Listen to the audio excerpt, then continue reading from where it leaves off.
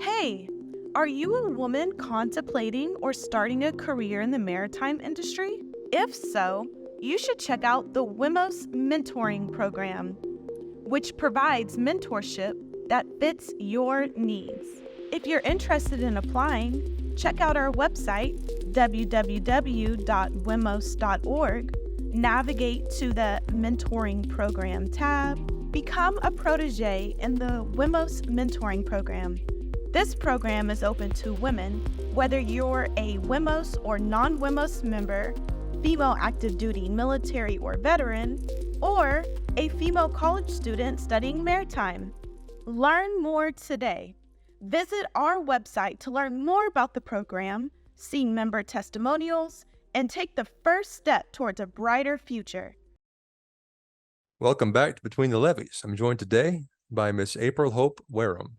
She has been with Cargill for 9 years in a number of states, a number of roles. First things first, welcome to the show, April-Hope. Thank you. I'm excited to be here. Glad we can get this lined up finally for sure. So we met in New Orleans at Cargill WIGO. You were a production supervisor? Yes, I was a production supervisor. Well, we'll get into that a little bit more, but you took me and another industry guy up in a rickety little elevator that barely squeezed the three of us to the top of a grain silo, looked out across the river, and looked at the cityscape of New Orleans. How often did you get to go up there? A lot. I did it every single time that I worked, which was a lot when I was there. That was one of my favorite things to do. So I will say for a grain elevator, that's actually like a super nice man lift, like a super nice elevator. And so I loved that view. You get a couple different views depending on the time of day too, because I worked days and nights when I worked there. So you'd get your sunrise view and you'd get your sunset view.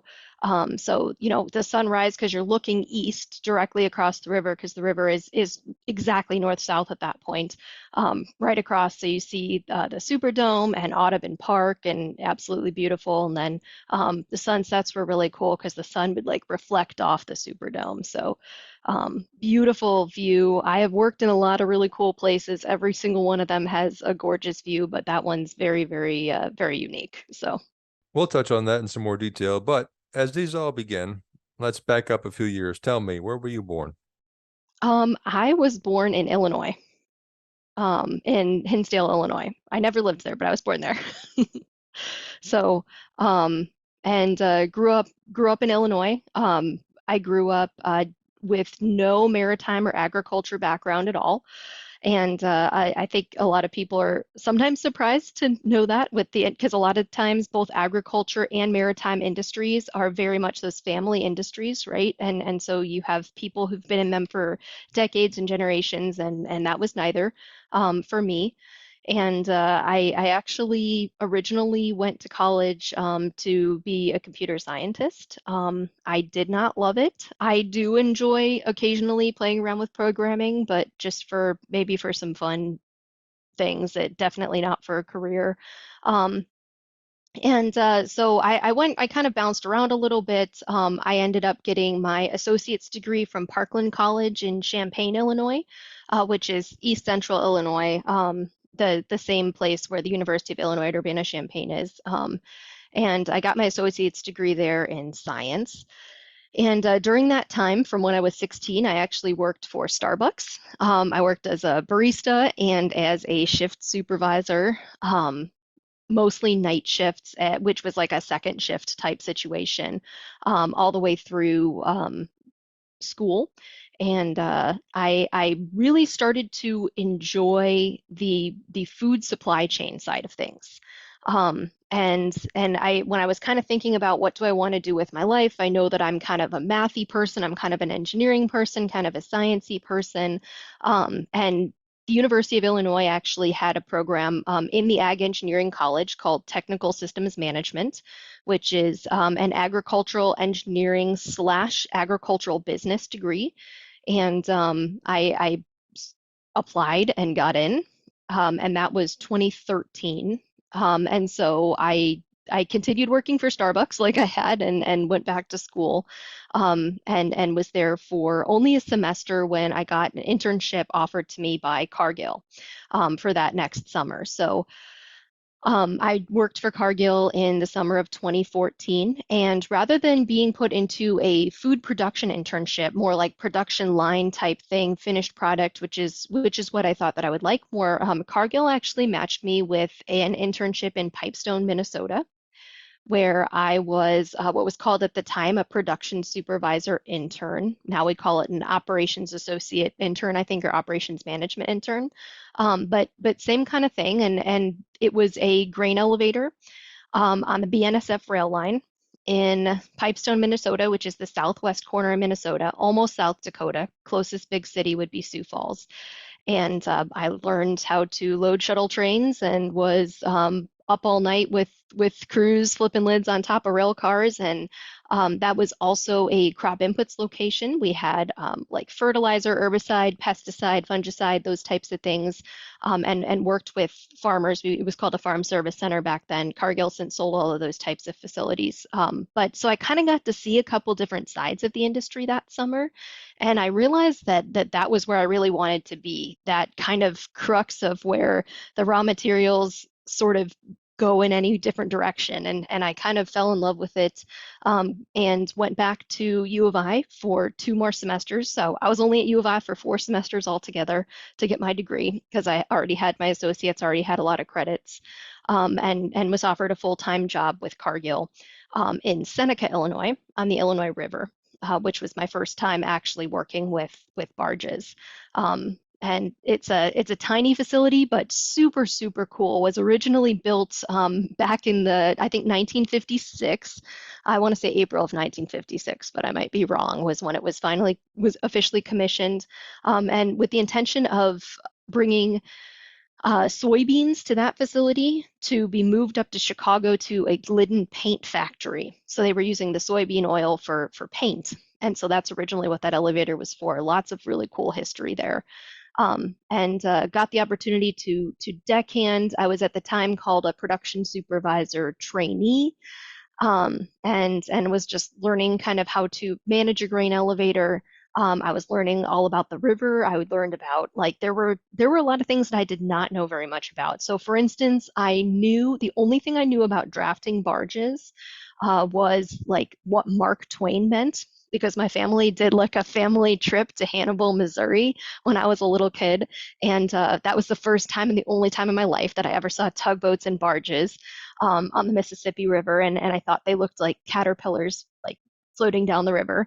Thought it was cool, and learned that Mark Twain was a draft call that they used to do back in the day, and that was what Samuel Clemens made his pen name.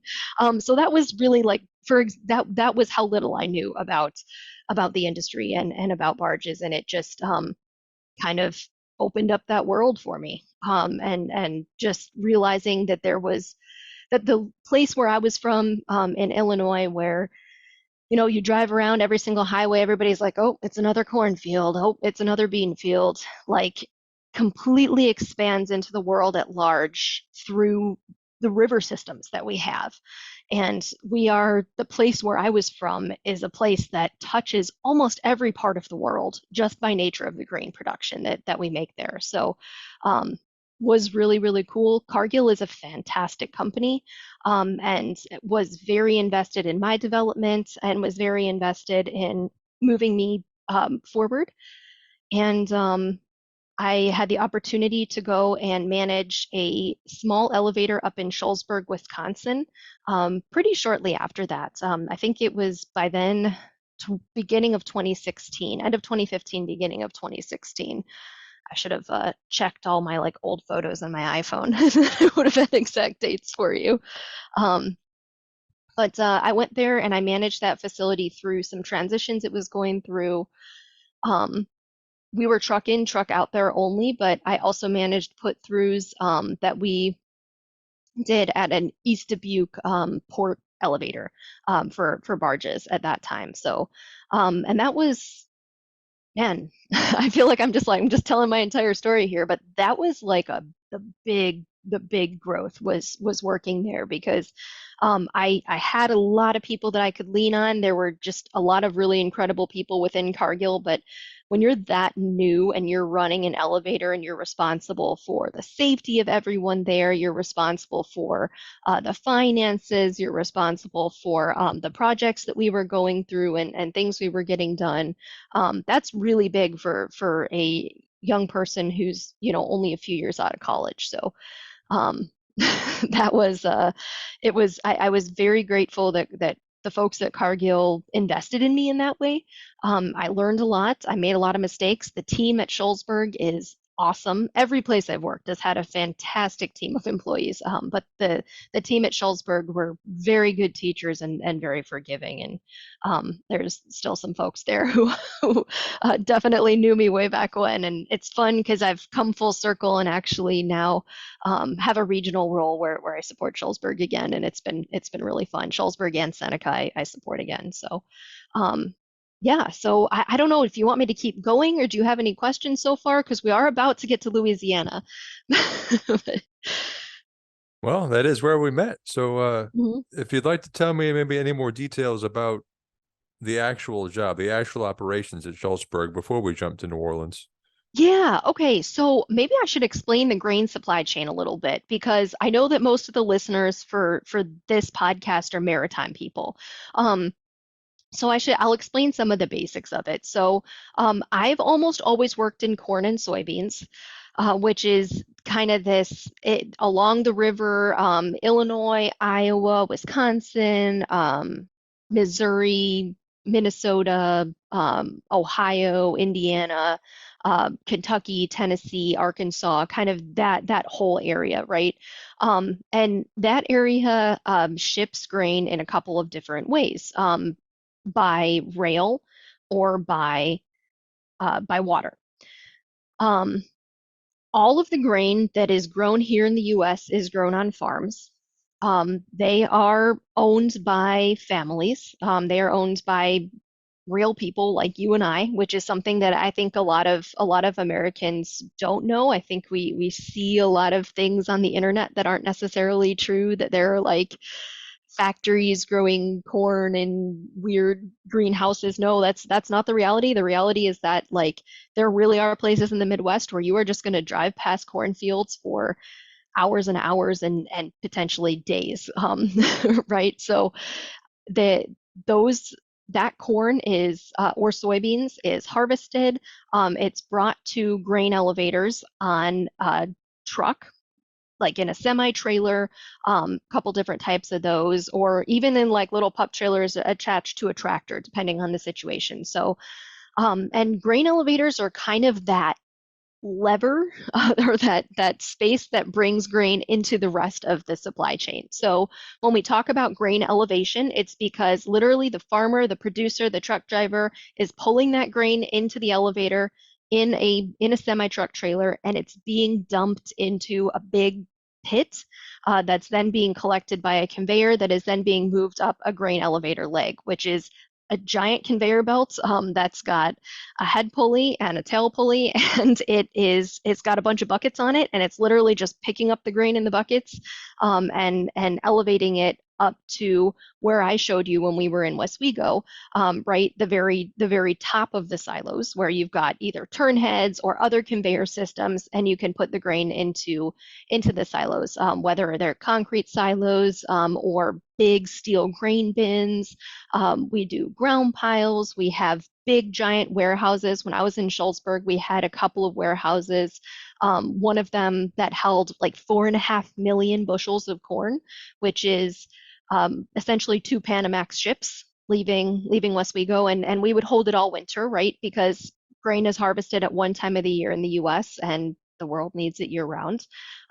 So that's how you make money in grain, right? You hold on to it when there's more supply until there's less supply. It's kind of your supply and demand game. And also, I'm not a merchant, so they're probably, if any merchants are listening to this, they're probably cringing, like, yeah, you need to stick to what you know, your conveyors and bearings and stuff, because you're going down a funny path. But so grain elevators, depending on where they're at in the U.S., and especially some of our big wheat houses out west, because I haven't even gotten onto wheat, but farther west than where I talked about, a lot of those wheat those wheat elevators are massive and will store just millions and millions of bushels of wheat for a year or even two, until there's a need for it in the market. So after this grain has been stored, elevated, blended to spec, whatever needs to happen at that grain elevator, it's sent away in one of essentially three ways. Number one is by truck. So if you've got some local customers, so for instance, like you've got a pet food mill, or you've got any type of like ingredient maker or something like that, those processors will often get it by truck. You can do by rail, which in the US most commonly would be moved by unit trains, which are those big trains of anywhere from like 85 out east with those railroads to up to like 116 cars out west. Big giant trains, all filled with the same commodity, can hold up to, about 400 million bushel of grain, which is, you're looking at maybe 11,000 metric tons for those of us who deal in metric tons. I should convert bushels for people, I think. And then, so you've got rail, and rail moves all over the U.S., kind of depending on where the need is. So there's a lot of the rail that we load in the eastern part of the U.S. is just shipped to other parts of the U.S. to processors in the U.S. And then a lot of our other rail, so the BNSF, the UP, those farther west rail lines, you see those moving to export a lot of the time. So either kind of linking up with other railroads and going down to Mexico, going over to the Pacific Northwest to export grain there, huge export market, where I also worked for a while. I'll talk about that too, or down to the Gulf. So you're looking at like your Houston area, kind of, or also the Central Gulf to an extent as well, because you are on the rail line in New Orleans, even though most of the grain that you get comes from the river, so I'm saving the best for last. Obviously, the third way that we're going to transport grain out of grain elevators is going to be barges. So most grain elevators are either barge loaders or rail loaders. There's some that are transloaders in kind of bigger areas, right? Like you think like your St. Louis or maybe your Chicago area, where they might load barges or ships on like the lakes or something, but usually you're one or the other. Your barge elevators are usually actually meant to store less grain than those big rail elevators, and they're small. They tend to take up a smaller footprint. They may have a small amount of storage, but for the most part, they're a little concrete house and just load barges. And so obviously you've got your barge people on here, but depending on where you're at on the river, you're anywhere from like an 8.5-foot draft all the way. You're loading barges completely full down in like that Memphis area. But I say maybe about 1,600 tons of grain on a barge, depending on where it's loaded on the river. So very, very efficient mode of transportation, takes a little bit longer than a train. When you're not looking at too many delays on the railroad, usually from load in the interior to load at export, or to unload and export on a shuttle train or a unit train, is about a week. With barges, you're looking at more like a month. So it's a little bit longer of transportation time, but obviously very efficient. Mother Nature has made the most perfect grain route, in my opinion, in the entire world, in the Mississippi River and tributary systems. So when I'm talking about these interior elevators where I worked, those are those smaller elevators, the ones where we had farmers, where we had producers, where we had truck drivers coming in and dumping off the grain, and then where we were unloading the grain there and then loading it onto either barges or trains. So that's I hope that kind of gives a little bit of feedback. And then obviously if it's getting put on the river, pretty good chance it's going to export. There's some situations where it's going to a processor, but usually export.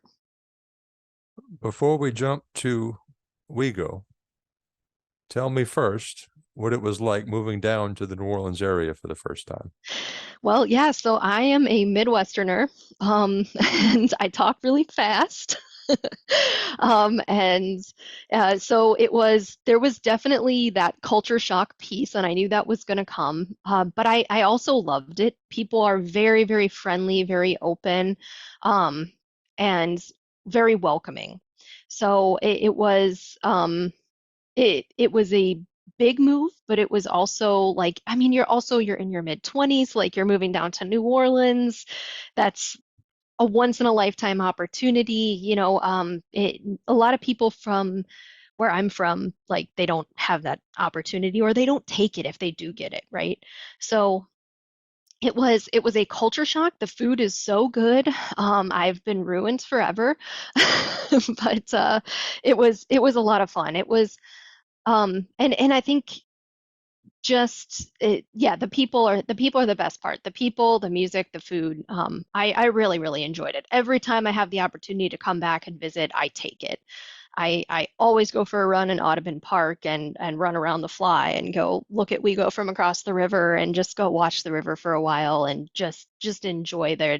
There is a magic to New Orleans that does not exist anywhere else in the world, and to Southern Louisiana for that point. It's just there's something about being that close to the water and having this like deeper understanding of nature or like respect for nature in some ways, if that makes sense. Like you know that the oak trees are going to have giant gnarly roots and are going to crack the sidewalk, and you leave it that way because that's how it is, right? And up north, I think there in most situations that tree would get cut down. So I think that there was that's just a very cool and different cultural aspect. Um, and really enjoyed, yeah, like I'm a runner, like I said, so I really enjoyed the running culture in New Orleans too. Some great races, so much fun. The Crescent City Classic was great. Rock and Roll Half Marathon, um, a lot of really cool races in the city too. All right. Well, of course, we met at WeGo. Tell me about that Yes. job. How different was it from what you knew before? And then, um, we haven't really touched on. Well, you mentioned Panamax ships, but I think we'll talk a little bit more about that right now. Yeah. So I went down to WeGo to interview. I knew that I wanted to see a different part of the supply chain. Like I knew that there was more and that I was not going to fully understand it until I was there. And I think that that is one of the most the things that I am so glad that I understood about myself. And just one of the greatest insights I've ever had was like I can read about something, I can have it on my phone, I can watch documentaries about it, I can go there and visit for a week or two or a month, but I will not understand something fully or completely, and no person can unless they've really, really experienced it. And I had a mentor of mine, Robert Taylor, who was at the time the regional operations lead for the Northern Rivers region. He had worked down in the Gulf for a while. He kind of saw that like hunger that I had. Um, and he was like, you need to go down to the Gulf. So WeGo had an opening. I applied for the production supervisor role, got brought down, I interviewed, and I was standing on the dock, and they were actually bringing in a Panamax ship. So WeGo is a pretty cool plant in that our dock is long enough that we can load two Panamax vessels at the same time. Not even Cargill Reserve can do that. So big, huge Panamax coming in. I The river level was pretty low because it was like September-ish. So it was like August, September-ish. But so even then, like this big empty Panamax ship being like pushed in by these tugs into the dock, like just watching that. And I just remember looking up and just like looking to both sides. I mean, those ships are 225 or 229 meters long. So I'm kind of standing in the middle of it, just looking up at it and just completely enthralled by the fact that like 10,000 acres of grain is going to go on board this ship in 3 days. And it just like everybody has one of those moments in their life where like it just like something clicks, and I was like, where I have been for my whole life is the smallest part of the world. And like there is so much more to learn. This is so cool. Like and I just obviously that it showed that I was interested, and I was offered the role there. Came back a couple months later full time. We worked a couple different shifts while I was there. I will not lie, that was some of the craziest work I've ever done in my life, just work-life balance wise. It has gotten a little bit better. When I was there, it was a lot, and I'm really happy for the experience that I had.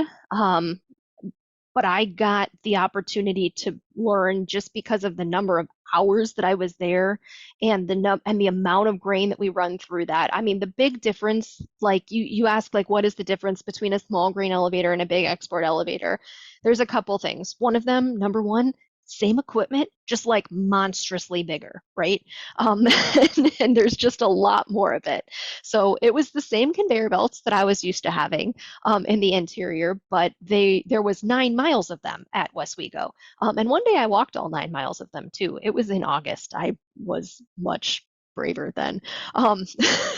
So it was just different. So everything's bigger.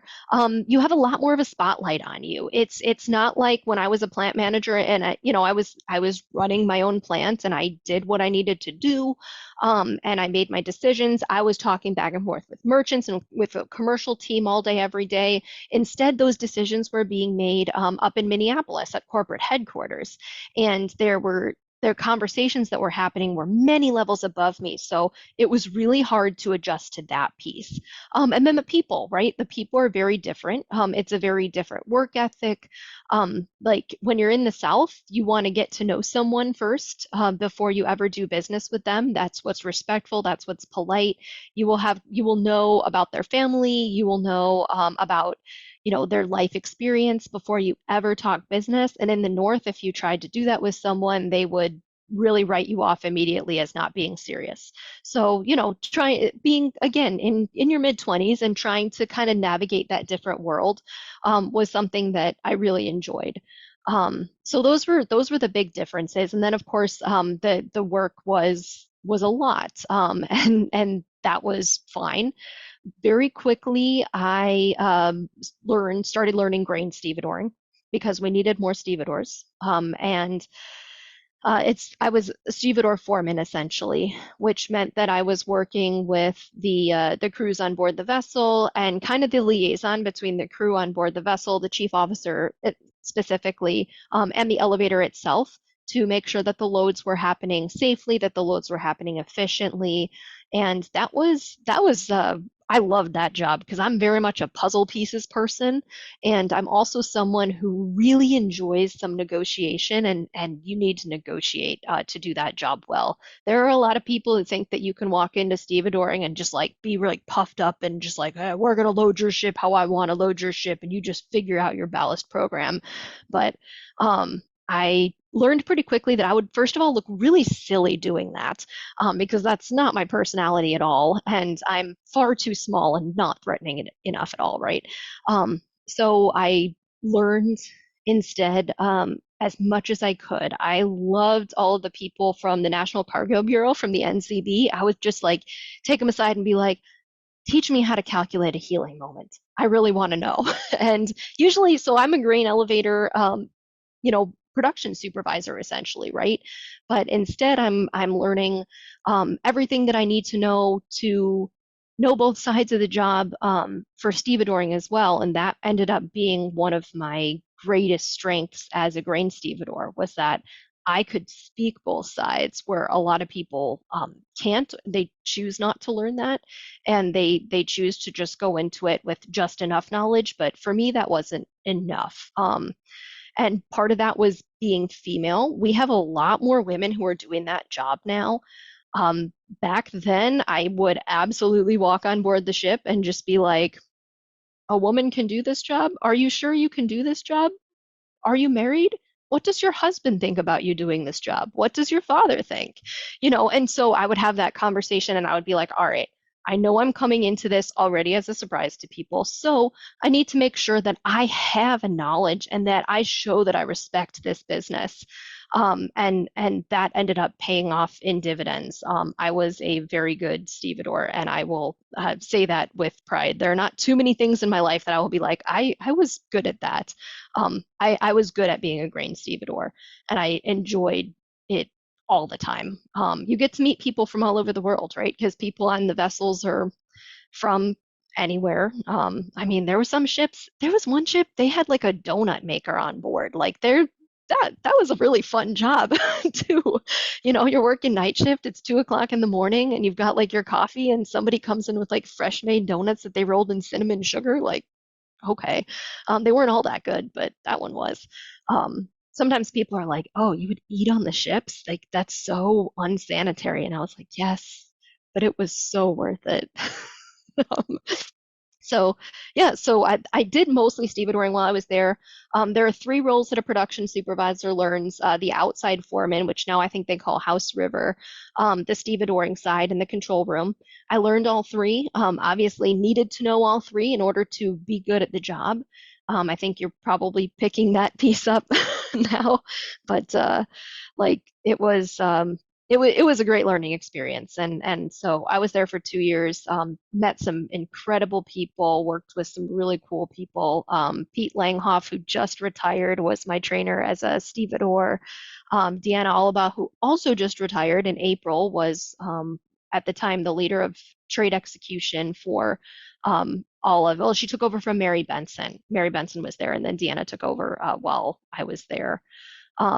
So, you know, just John Kimmel, like, was at the time the superintendent of WIGO. Yep. And now he's the plant manager of a WIGO in reserve. So just a lot of really cool people that I got the opportunity to work with. I know I'm probably missing so many. So, yeah. So Well, that was WIGO. you said each vessel was, or not each vessel necessarily, but certain vessels were 10,000 acres of grain. How many, I guess, can you say in bushels and in tons? Do you know what roughly what Yeah. those were? So that was for Panamax, and Panamax is really big. That was the biggest size vessel that we'd load. I know we technically loaded some like post Panamax that were a little bit wider, but um, I'll say that's pretty much usually what we've done. That would be around 67,000 metric tons, maybe a little bit more. And then in bushels, you're looking at maybe like 2.4 million. So depends on the draft, right? Depends on the draft where it's going, depends on Southwest Pass draft. When I went out west and worked in the Pacific Northwest later, we had 0 draft restrictions because we were in the Commencement Bay in Tacoma, and you could load Panamax all holds full, which if they're going to certain ports, right, that could accept that as well. But that takes a really long time because you have to, you know, bleed the holds at the end and load very very lightly to make sure that you fill all the empty spaces. Otherwise, you can have a stability issue. So Panamaxes are 7 holds, so having to bleed and top 7 holds takes a long time. But you could get 72, maybe 73,000 metric tons on one of those when it's all holds full. So that was the big ones. How does one bleed a hold? What does that mean exactly? So, oh shoot, it's going to be hard to do this without like drawing pictures. But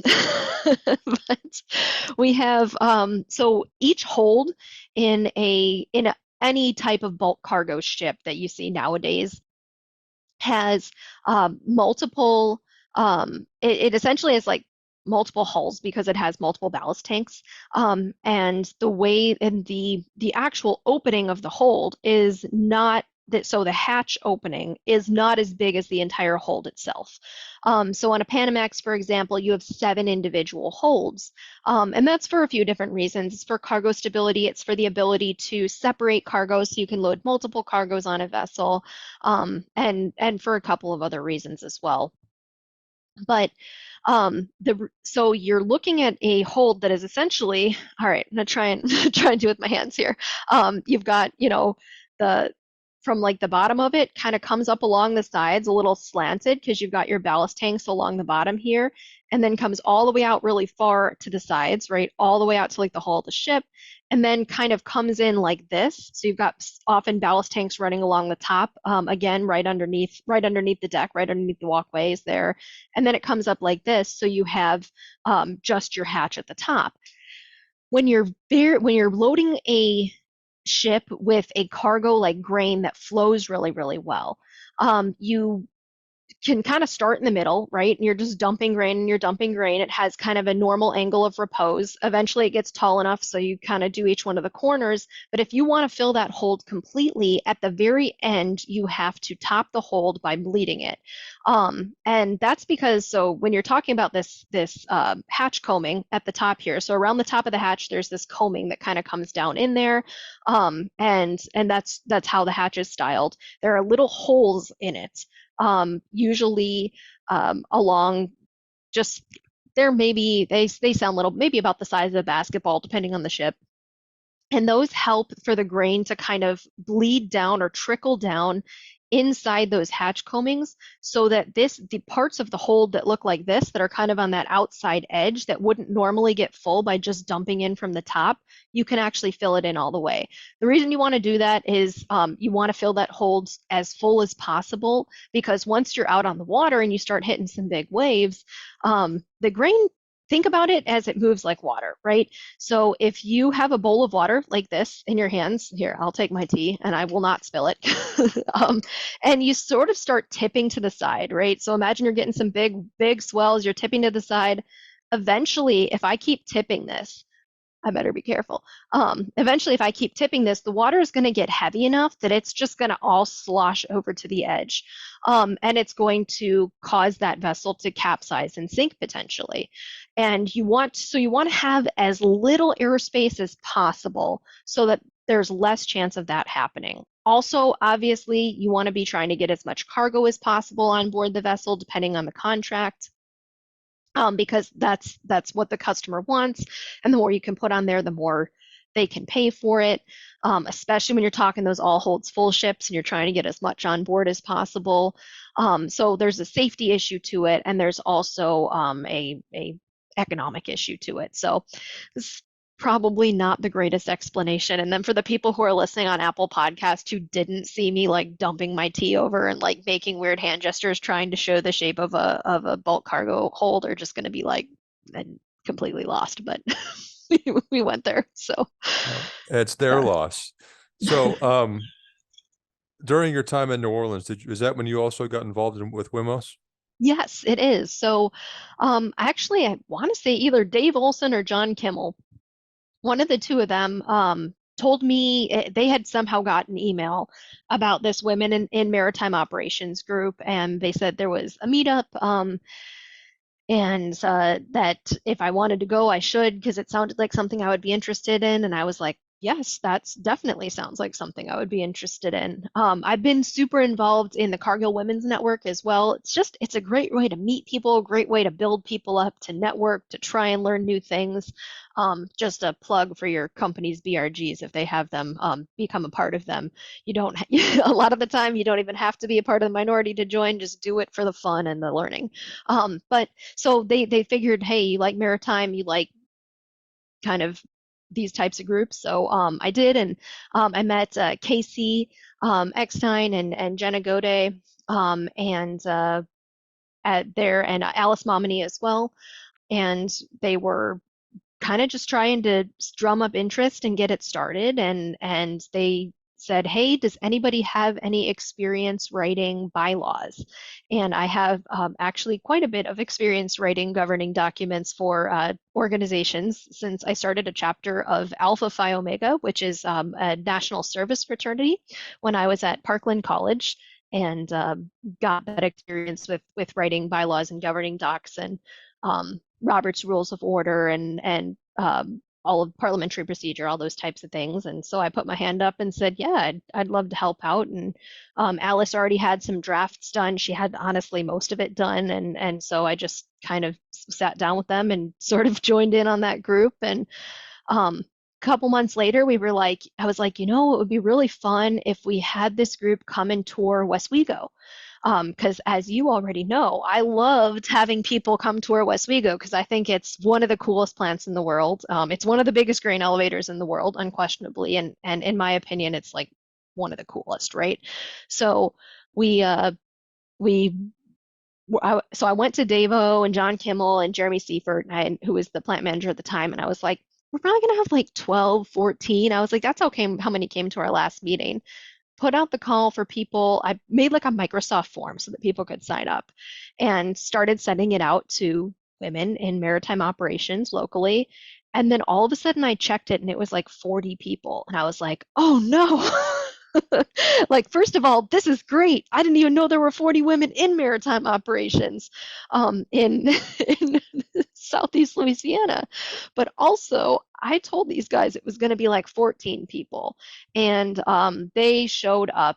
We got lunch for everybody and rented a bunch of chairs, which I was just so thankful that they were able to do that. Kimmel gave a presentation at the beginning, and we broke up into multiple tour groups, and it was just really, and I loved being able to show that side of the industry because obviously I do come from the terminal side. I work in maritime operations, no question, but I don't sail. So being able to introduce people who worked on essentially the waters a little bit further into the water side without that attachment to land.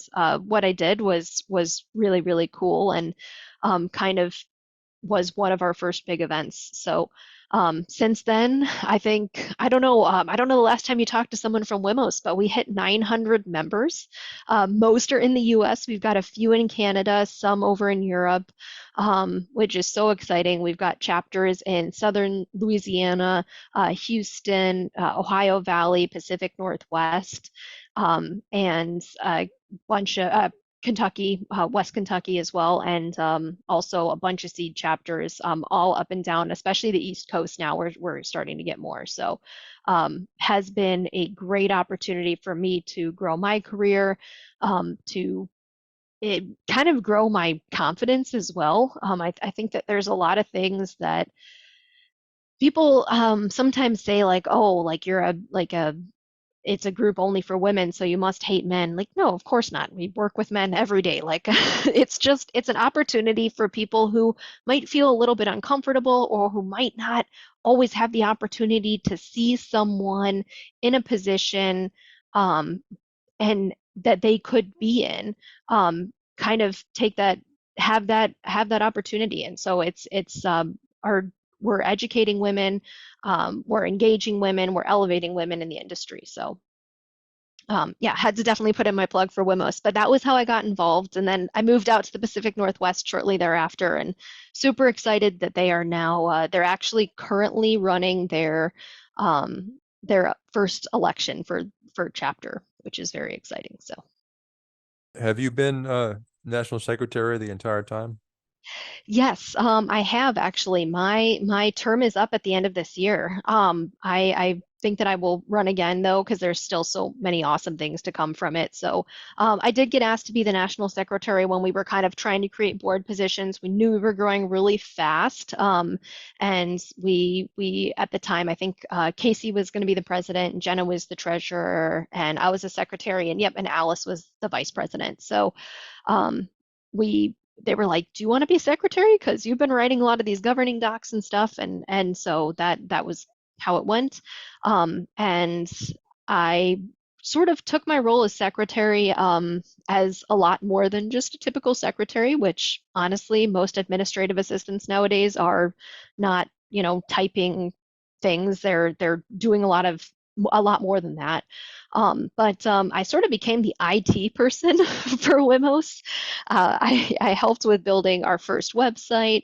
I managed our website up until pretty recently. I am extremely thankful that Caroline is now our branding specialist with WIMOS, and she runs the website. We've also been able to bring on an intern to help run the website as well. But so kind of did the website stuff. I set up like all of our essentially everything, and how we run on our back end technically is stuff that I set up. It is also stuff that I set up for when we had like 40 members. So the last couple months has been, and the next year or so will be continuing to figure out how do we scale those systems for something that's much bigger, because honestly, I don't think that we realized just how fast we were going to grow, but we have. And one of the exciting things about being a part of a group like WIMOS is that I get the opportunity to figure out how to scale a big project like this, which is something that I wouldn't get to do in my day job, but I will be able to bring into my day job maybe 5 or 10 years in the future. So super cool, very exciting time to be the Secretary of WIMOs, National Secretary of WIMOs, and also IT person. So, Well, backing up to that little company called Cargill or whatever mhm, they are, your next stop was on in Washington, right? that's correct. I went out to Tacoma. Um, So I was in Tacoma, Washington for 3 years, and I worked at TEMCO, which is a 50-50 joint venture of Cargill and CHS, CNX Harvest States. So I kept my Cargill employment. Cargill still signed my paychecks, but I also was a member of this joint venture. It's very complicated. You want to talk about complicated IT stuff like that, that takes the cake. I will not get into that. But I wanted the opportunity to see that different supply chain. So I worked in Tacoma. It was rail in only. Rail was the only way that we took stuff in. We were on both the BNSF and UP rail lines. And we did mostly corn and soybeans, which people, they're like, oh, it's the West, like corn and soybeans, but it's because of the rail lines that we were on, and the fact that we're not on a river out there. The Snake and Willamette rivers out west are have very interesting barges, first of all. If you've never looked up like a Columbia River barge, so out on the Columbia River and that whole area, look up those barges for grain.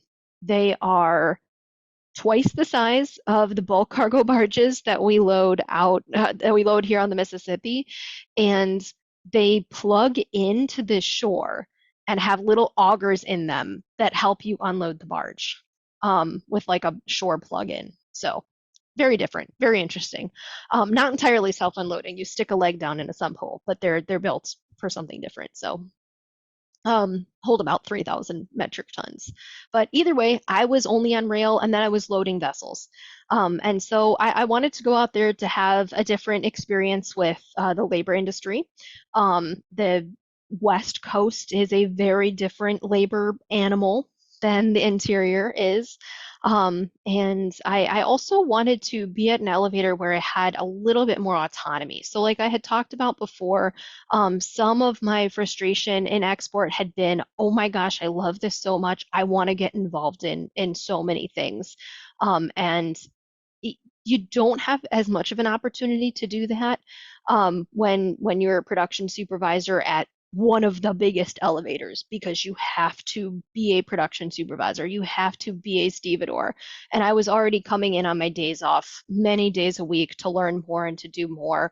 But having the opportunity to be more closely involved in how an export elevator was run, even though it was a smaller one, was a trade-off that I was willing to take. So it was totally a lateral move. But I am very, very glad that I did it. Incredible people work out there.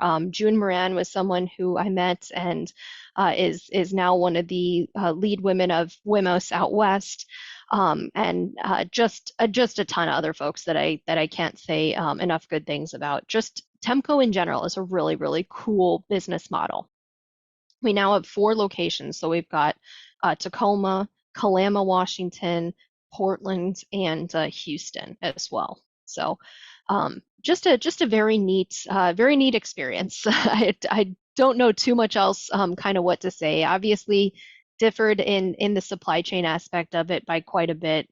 And we pretty much only loaded Panamaxes out there too. That was a little sad because I enjoyed loading some of our smaller ships. I always loved when you had like 4 or 5 lots on a ship. We call them grocery boats. You know, you're building separations, and that's just not the economics of that area, right? You are in a port with no draft restrictions. Like, you are obviously going to be sending the biggest, the heaviest, the ships with all the same commodity on them and just move grain really, really, really fast.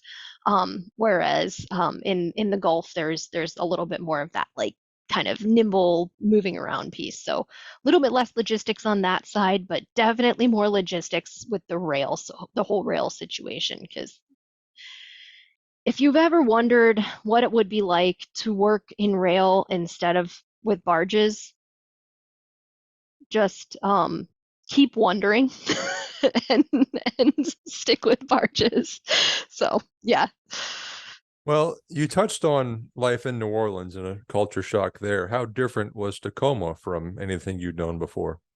Because I do remember seeing a fair number of amazing pictures on Facebook Oh my gosh. of your experiences there, and a lot of running, a lot of running. Yeah, ton of running, ton of hiking. I loved it.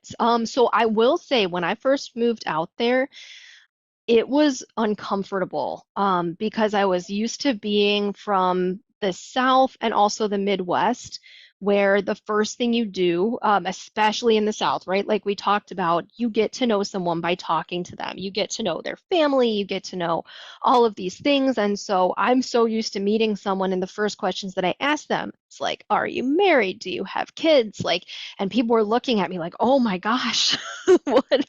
And I realized pretty quickly that like the Pacific Northwest, I say that people in the South, they're like apricots, right? Like you get past, you have that like sweet outer layer, but then you have like that inner layer where like you only get to know a few people. People in the Pacific Northwest, coconuts, very hard outer shell. It takes a long time to get to know someone. You have those business conversations first, and there's a good chance those are the only conversations you're ever going to have. But if you get past that outer shell, I will say some of the best, most down to earth, most honest people, most hardworking people that I've met were out in the Pacific Northwest. I will say though, however, tons of fresh, delicious food. They do not know how to spice food out there. Coming from New Orleans to the Pacific Northwest, I literally became the person who carried hot sauce in my backpack, not my bag, because I'm not that cool. I walk around with a backpack. Yeah, but yeah, I really did. I had like a thing of seasoning in the cabinet, and nobody touched it. It was just mine at work. So but yes, I loved the health forward culture out there. I it the West Coast runs very smoothly compared with a lot of other parts of the world, and it's kind of hard to explain that, but like the roads are better, the stoplights are more efficient. Like there's just all these little things with the West Coast that now having moved back to the Midwest, I like, oh, I really miss that stuff. But yes, so I loved it. It is a place that I plan to go back to someday for sure, to live, because just being able to like, you could be like in the ocean or like drive an hour this way and be 6,000 feet up a mountain, was really, really cool. So quite enjoyed that quite a bit, lifestyle wise. Any especially memorable scenery or wildlife? Um, Lots. Oh my gosh.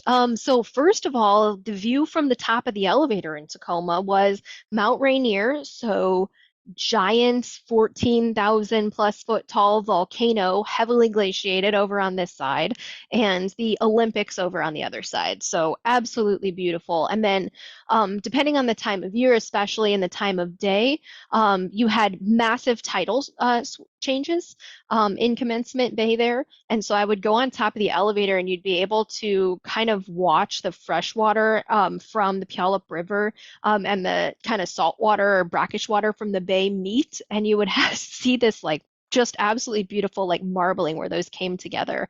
One time I like got out on a kayak and like kayaked out to it, and I just stuck my hand in like right where like the muddy water was meeting with like the clear water, and I was like, it doesn't feel any different, but I've always wanted to do this, so I did it.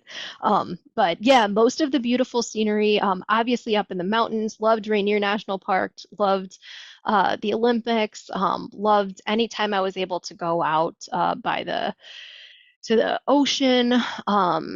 I Man, just a lot of things. Wildlife, saw mountain goats, saw tons of cool wildflowers, went hiking in a lot of snow, learned how to snowshoe, because you snow till like June there because it just takes forever to melt. I mean, there was one year that I was out there that we had like pretty close to a record snowpack up in the mountains, and I remember it was like May, and I was driving. The roads had just opened up Mount Rainier up by Paradise, and literally called Paradise. I don't just call it that. And I was just driving in my car, and I drive a Subaru Crosstrek, so it's like, about my height, and the snow on the side of the road was like twice the height of my car.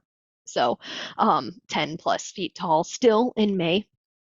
So that was really neat. Definitely saw some bears, and lots of beautiful birds, and just in general, really, really beautiful place. Same thing, like very similar to what I said about New Orleans.